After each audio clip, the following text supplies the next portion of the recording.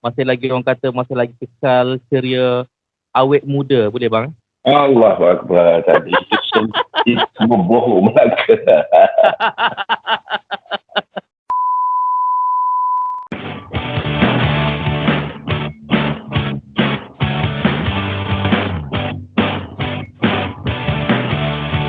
FR Voice Podcast. Kali ini kita bersama dengan seorang yang saya kirakan sebagai legenda. Legenda dalam suaranya boleh katakan sebagai suara jantan. Suara lelaki sebenar. Okey, dan sampai sekarang pun saya masih lagi teruja dengan suara beliau. Dan beliau ini dulunya dikenali dengan sebuah kumpulan pada tahun 1989 dengan kumpulan Ariwatan. Dan saya kira saya sendiri pun pada waktu itu masih lagi berumur 2 tahun dan sememangnya tak sempat dengan kumpulan itu. Tapi sekarang ni saya berdepan dengan beliau sendiri, pemilik kepada lagu Permaidani. 1, 2, 3, Cinta Tak Kenal Siapa dan Lamunan Terhenti. Dan banyak lagi antara karya-karya yang menunjukkan beliau ialah Arif Ariwatan. Assalamualaikum. Waalaikumsalam warahmatullahi wabarakatuh. Okey, soalan yang pertama saya, apa khabar Arif Ariwatan? Baik. Alhamdulillah, syukur kepada Allah. Baik. InsyaAllah sampai saat ini masih baik. Alhamdulillah, syukur. Khabar di musim COVID-nya macam mana? Sampai ini Alhamdulillah, syukur kepada Allah. Allah masih melindungi saya, memelihara seluruh kaum keluarga. Amin. Ya, masih lagi orang kata, masih lagi kekal, ceria, awet muda. Boleh bang? Allahu Akbar. Tadi itu semua bohong Melaka. Okeylah bang, terima kasih kerana bersama dengan saya di FR Voice Podcast. Nama Arif Ariwatan ni sebenarnya memang nama yang cukup lama. Saya boleh dikatakan antara yang membesar dengan nama ini.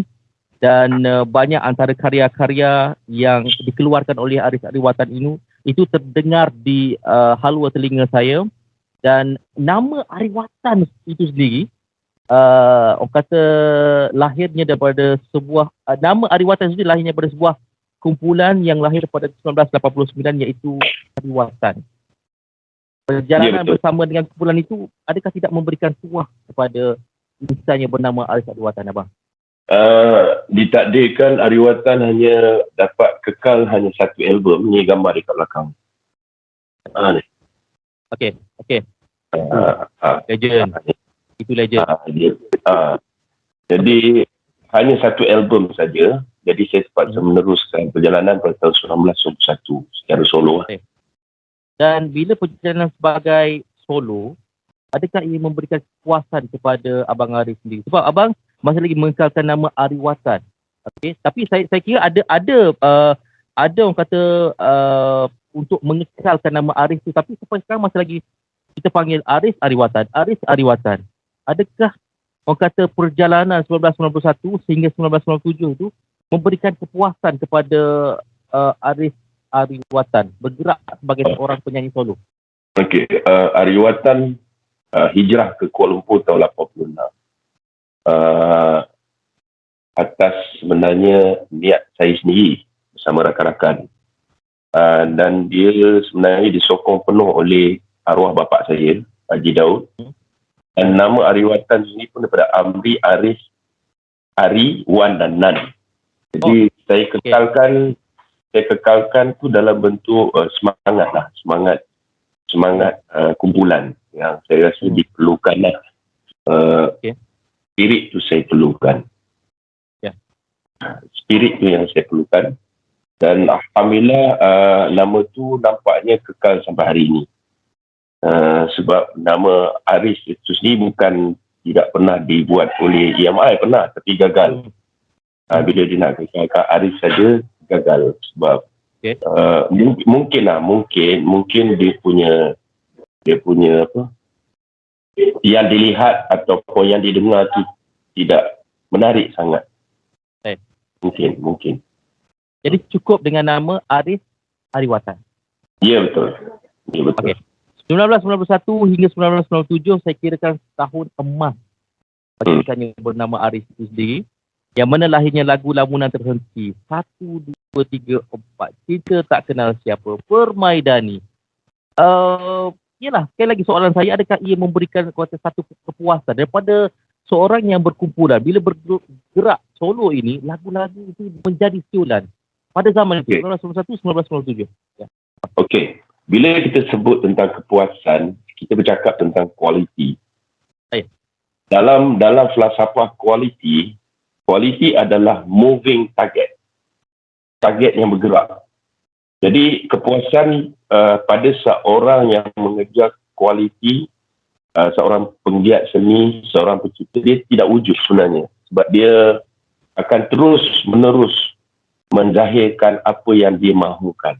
Tanpa dia memikirkan desakan sekeliling yang membuat dia harus tunduk kepada desakan itu. Seorang yang benar-benar penggiat seni, pencinta seni seperti Tan Sri Allahyarham P. Ramlee, dia tidak memikirkan sangat desakan komersial untuk membentuk apa yang dia perlu hidangkan. Tidak. Dia menjadi trendsetter. Dia menjadi seorang pioneer untuk mencetus sesuatu. Jadi kepuasan dalam aspek berkumpulan ataupun solo tidak wujud dalam hati saya. Sebab pada saya, kepuasan saya menulis lagu, menzahirkan lagu untuk generasi saya itu lebih penting daripada apa yang segala.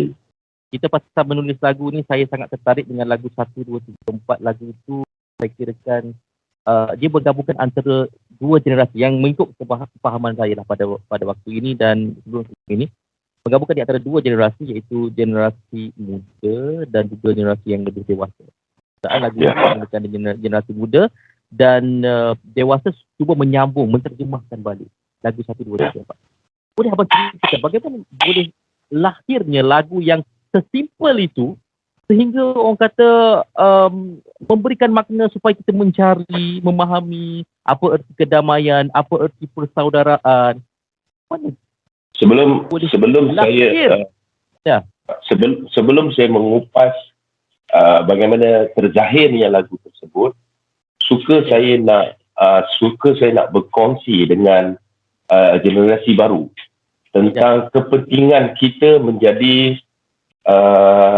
trendsetter, kita menjadi diri kita sendiri, kita menjadi seorang yang berani menulis kerana amanah dan tanggungjawab berbanding dengan keperluan yang diperlukan masa itu atau masa kini.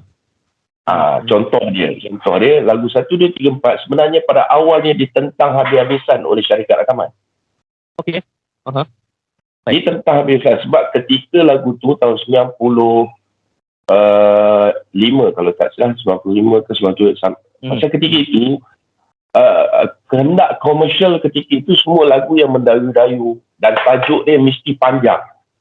Tajuk dia mesti panjang. Tajuk dia mesti ada metafora yang sesuatu lah. Contoh dia, patahnya sayap malam, kau kunci cintaku. Tiba-tiba keluar tajuk lagu 1, 2, 3, 4. Awal-awal lagi syarikat rakaman mengarahkan saya menukar tajuk lagu tu. Dan awal-awal pun syarikat rakaman tidak bersetuju dengan konsep saya itu pop rock, pop modern rock ketika itu menyanyikan lagu yang sebegitu. Tapi saya yakin bahawasanya yang saya menyanyi bukan atas kehendak orang. Saya menzahirkan menulis lagu bukan atas kehendak masyarakat. Tidak. Saya masak bukan atas permintaan orang. Tidak. Saya nak menghidangkan makanan yang saya rasa diperlukan untuk masa itu. Dan mungkin tahun-tahun yang mendatang. Konsep ini sebenarnya dipakai oleh Allahyarham Tan Sri P. Ramlee. Allahyarham Tan Sri P. Ramlee tidak membuat filem yang folk mahu filem itu. Tidak. Dia yang menjadi trendsetter. Dia yang memberi hidangan kuzinnya, pemakanan yang dia rasa perlu untuk masyarakat. Perlu untuk satu kehidupan. Pada mujahadah P. Ramlee ketika itu pun tinggi. Beliau ada filem-filem yang sama komersial tapi dalam bentuk kehendak komersial. Tapi beliau yakin. Jadi proses ni sepatutnya mesti berlaku setiap kali supaya kita melihat Orang seni ni, dia seorang yang berani dan dia mendahului, dia nakoda, dia lead generation tu. Generasi itu dia yang memimpin generasi itu dalam bentuk sedemikian. Okey. Bukan Soalan saya, Hmm. adakah Abang Arif sendiri menerima desakan daripada syarikat rakaman yang ingin abang menukar tajuk lagu itu? Saya tolak mentah-mentah. Bahkan saya masih beranggap ini album saya, ini konsep saya, ini yang saya nak hidang kepada penonton saya, sebab saya beranggapan syarikat rakaman hanya duduk di belakang saya yang bertanggungjawab, yang akan bertanggungjawab dari hari pertama sehingga mungkin 10, 15, 30 tahun adalah saya. Saya yang menyanyikan lagu tu, jadi saya bertanggungjawab sepenuhnya. Sudah sampai waktunya kita memikirkan ketanggungjawab kita, amanah kita dalam menulis sesuatu tu. Sebab apa? Sampai hari ini, kalau kita bercakap tentang radio, kita bercakap tentang album yang lahir, saya agak sedih bila mana jawapan yang diberikan oleh mereka buat atas desakan komersial untuk rating atau untuk permintaan. Sebenarnya ini dalam konsep yang sebenarnya ia salah. Dia sepatutnya kita yang membentuk masyarakat medium kita yang membentuk pemikiran peminat kita yang membentuk generation tu, bukan sebaliknya. Itu disebabkan lagu Permaidani sendiri boleh diterima, boleh dihayati sampai Permaidani pada awal-awalnya pun ditolak bulat-bulat oleh syarikat rakaman. Ya. Ya. Bahkan dia tidak pernah dipromosi barang satu sen pun oleh EMI. Tidak pernah. Dia adalah lagu yang terakhir, lagu yang ke-10 ditulis dalam album Balada Orang Berdosa, dan dia bukan lagu kegemaran kepada syarikat rakaman untuk dipromosikan. Ketika itu lagu Balada Orang Berdosa yang saya nyanyikan, lagu itu yang dibuat video klip. Jadi saya nak mengembalikan balik dignity, nak mengembalikan balik jati diri, bahawasanya kita ada tanggungjawab. Kita harus memikirkan kita mesti bertanggungjawab di atas makanan jiwa yang kita hidangkan. Bukan kita hanya sekadar jadi seorang chef yang mementingkan warna-warna tanpa mementingkan khasiatnya, keasliannya. Okey. Tapi orang kata insting atau orang kata perasaan sangat-sangat kuat sehingga kan orang kata rela berjudi untuk lagu ini supaya sampai sekarang masih lagi relevan. Itu yang saya kagum dengan seorang yang bernama Arif Ariwasan. Balik kepada lagu 1, 2, 3, 4. Bagaimana lagu itu boleh berlaku? Boleh terlahirnya 1, 2, 3. Yang setahu saya ceritanya ialah abang sendiri waktu itu ada menulis satu lirik, tak silap saya. Kemudian anak abang nyanyikan lagu yang cukup simple dan sehingga terlahirlah 1, 2, 3, 4. Yang saya tahulah sedikit. Bang Arif. Sebenarnya yang mengilham itu lebih penting yang menulis. Yang mengilham itu adalah anugerah yang Allah Subhanahu Wa Taala berikan ketika itu kepada saya sebagai jenteranya. Itu saja. Secara amnya bukan saya yang menulis, tetapi ilham tu dizahirkan sama ada di bawah sedar ataupun dalam sedar ataupun dalam sengaja ataupun tidak sengaja. Cuma yang kita perlu fikirkan, adalah satu perkara. Kita selalu bersangka buruk di atas sesuatu yang berlaku. Yang saya cuba nak ketengahkan, kita mesti mencari sangka baik di atas apa-apa saja yang berlaku. Dia pasti ada hikmahnya. Itulah sebenarnya anugerah yang Allah bagi pada kita. Sebab ketika itu saya memang tak tahu yang lirik tu akan keluar sebegitu. Tetapi ada insiden berlaku. Di mana tak sengaja anak saya menconteng kertas itu. Tetapi saya sebagai orang biasa, saya marah sebab saya nak siapkan lirik tapi diconteng. Tapi yang saya nak masukkan, benda yang kita tak suka, kalau kita fikir secara positif, lebih dalam, sebenarnya tak akan berlaku sesuatu tanpa izin dia. Jadi saya ambilnya itu. Alhamdulillah, maka zahirlah. Dan saya yakin sekalipun, saya yakin P. Ramlee menggunakan metodologi yang sama juga. Untuk menghasilkan karya. Ya, betul. Beliau menulis lagu pukul 3 pagi ketika Saloma berada di Hong Kong.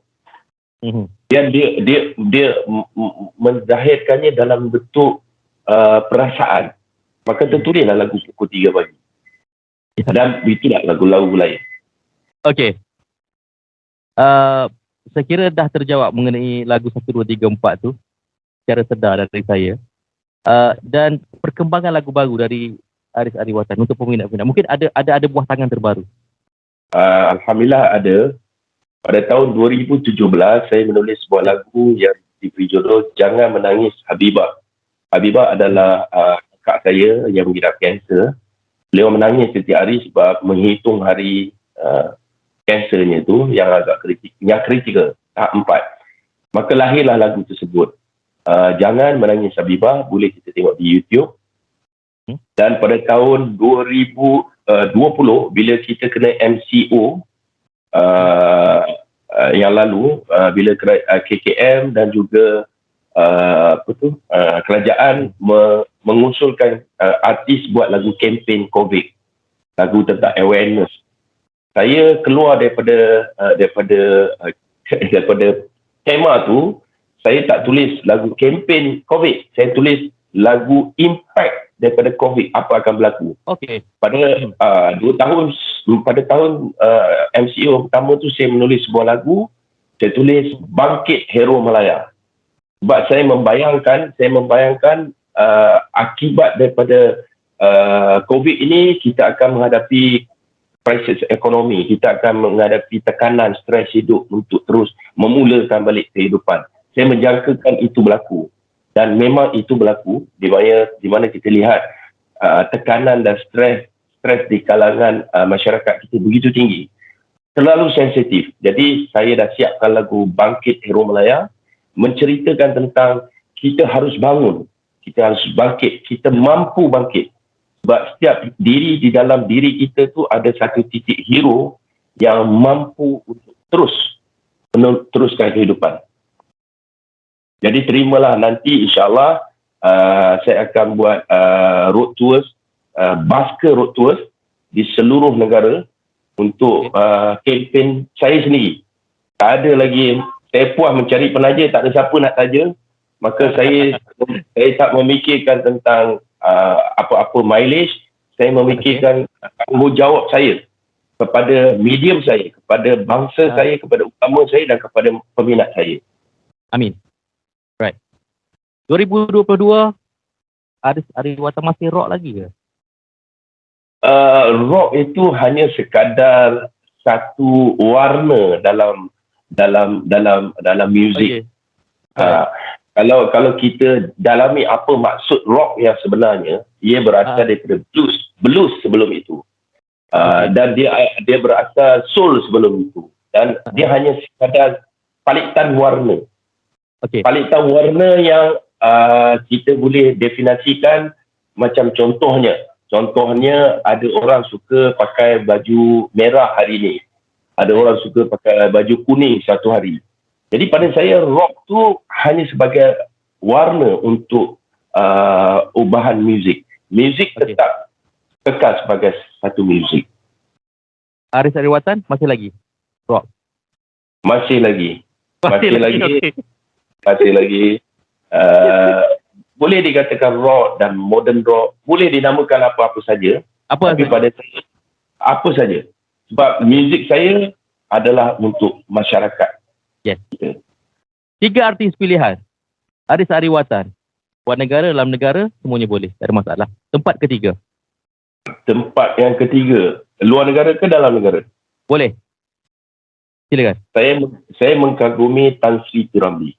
Nombor 1, nombor 2 dan nombor 3. Oh, kita ceritakan dalam kepompong rock. Saya meminati beliau kerana beliau tidak ada tertanding sehingga hari ini. P. Ramlee satu-satunya anugerah kepada bangsa Melayu yang memiliki tujuh kepandaian.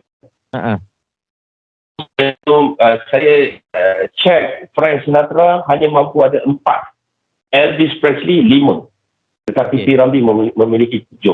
Mana mungkin saya memilih orang lain sedangkan beliau yang terunggul. Okey, itu secara individu. Tapi kalau band rock pilihan, Aris Adiwata siapa? Kira. Pancasitara agaklah. Ada sebab pada saya tempat ketiga please untuk saya nak tahu. Saya tak mau prejudis sebab pada saya setiap kumpulan muzik tu dia ada dia punya flavor dia sendiri. Dia ada appreciate. Tak adil rasanya kalau saya kata masak lemak Negeri Sembilan nak dibandingkan dengan di Kelantan apa popular di Kelantan? Nasi kerabu saya nak bandingkan tempoyak. Saya rasa saya tak fair. Secara verbal. Okey, tanpa ada turutan tempat 1 2 3. Siapa pilihan band yang rasanya memang secara verbal, tidak ada pilihan 1 2 3. Tidak. Saya suka Ivan Fox. Okey. Describe Ivan Fox. Tak dengar? Describe kenapa? Ivan Fox sebab dia menulis daripada hati dia. Dia menulis daripada kejujuran dia. Kejujuran dia menulis dan dia tidak mempeduli lagu itu sama ada disetujui atau tidak bersetuju, disukai atau sebaliknya. Michael Jackson mungkin. Michael Jackson. Kenapa? Michael Jackson juga orang yang sedemikian. Dia menulis daripada hati dia. Bila sesebuah macam kita dengar lagu You Are Not Alone, walaupun dia tulis hampir 10 tahun, tapi ramuan tu sampai hari ini dia menyentuh tentang kita tak keseorangan. Kita memang tidak keseorangan. Dan dia mampu mewujudkan rhythm melalui mulut beliau sendiri. Betul? Jadi itu kelebihan Michael Jackson. Itu tentang kelebihannya, tetapi saya bercakap tentang kejujurannya, keikhlasannya. Sebab bila kita menjadi seorang penulis, kita akan berperang dengan kejujuran dan ketulusan. Kita kadang-kadang tak mampu gadaikan kejujuran kita. Kita tak mampu. Kadang-kadang atas desakan, contoh saya tulis Bangkit Hero Malaya yang terbaru, saya tulis. Bila saya usul kepada sebuah syarikat, dia nak benda ni kena ada begini-begini. Saya mungkin atas kapasiti saya yang dah tua dan tak mencari populariti, saya ada hak untuk pegang tanggungjawab lirik itu. Jadi saya tak benarkan. Sebab saya tidak mahu dia dicemari dengan niat lain. Sebab saya percaya kepada setiap lagu yang ditulis tu mesti bermula dengan niat dan niat yang baik supaya sampai ke tempat yang diperlukan dalam keadaan baik. Secara jujurnya Abang Aris, perbualan kita bersama ni yang saya nampak dari diri Abang Aris sendiri, abang terlalu firm dari segi lirik lagu, penterjemahan lirik itu sendiri, kualiti lirik itu sendiri, dan juga penerimaan lirik itu sendiri. Dan saya kirakan insan yang sebegini jarang lagi di Malaysia. Sebab mereka lebih kepada menerima desakan-desakan daripada pihak yang tertentu untuk membuat sesuatu karya. Dengan izin saya ingin mendengar serendah hati saya antara 3 lagu yang Abang Aris sendiri boleh belanja kepada saya. Mungkin Kora. Kita Tak Kenal Siapa, Permaidani, Lamunan Terhenti ataupun 1 2 3 4. Yang Abang Aris rasa selesa nak belanja pada dengan channel saya ni. Tidak. Saya jawab soalan yang pertama. Harus diingat, kita perlu takut akan soalan yang bakal ditanya suatu hari nanti di alam yang lain tentang tanggungjawab kita menulis. Itu satu. Dan yang kedua, kita harus berani untuk berdepan dengan apa yang kita tulis, sebab suara itulah yang akan berada dalam kotak untuk sekian lama, Mhm. wa imma orang yang tidak bersetuju tu pun akan hilang, tetapi kita kekal di situ. Jadi pegang kuat-kuat tentang falsafah itu. Sebab apa? Sekarang ni lagu permainan ini masih ada, dan saya masih ada, alhamdulillah, tetapi syarikat rakaman EMI dah tak ada. Cuba bayangkan apa berlaku kalau saya terlampau menurut mereka, sedangkan mereka tiada sekarang. Itu lebih bahaya. Okey, saya nak kongsi tentang lagu yang betul-betul lahir daripada jiwa, iaitu lagu Permainan ini yang ditulis oleh kami 4 orang sebenarnya. Adida Amiro, saya, Aris Rawatan, Iman Zali dan juga Yusri. Lagu ni memang ditulis dalam keadaan yang tidak memikirkan kehendak komersial langsung. Saya suka bait yang oh nyamannya bila diperlukan rindumu. Oh nyamannya bila diperlukan rindumu. Okey. Sebenarnya asal usul kita adalah daripada syurga. Mhm. Mengimbaulah sentosa, bentangkan ku permaidani, dari baldu berwarna putih, moga tak ku terasakan cubaan yang ku galak ini. Kepadamu titianku, hijrahkanlah diri ini.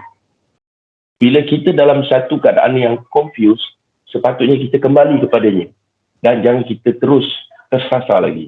Itu motif lagu Permainan ini. Dan saya suka nak kongsi lagu chorus lagu 1, 2, 3, 4. Okey. Andai kau dalam sengsara, ingat itu bukan untuk selamanya. Andai kau dalam gembira, ingat itu bukan untuk selamanya. Hidup ini sementara. Itu sepatutnya dijadikan garis panduan supaya kita tidak terlalu ekstrim. Sama ada membenci atau menyukai. Kita berada dalam kadar Islam. Dan lagu yang ketiga saya nak kongsi, lagu Jangan Menangis Habibah. Ini khas untuk semua wanita. Teladanilah wahai wanita, betapa tabah Siti Khadijah, luhurnya, hebatnya Fatimah.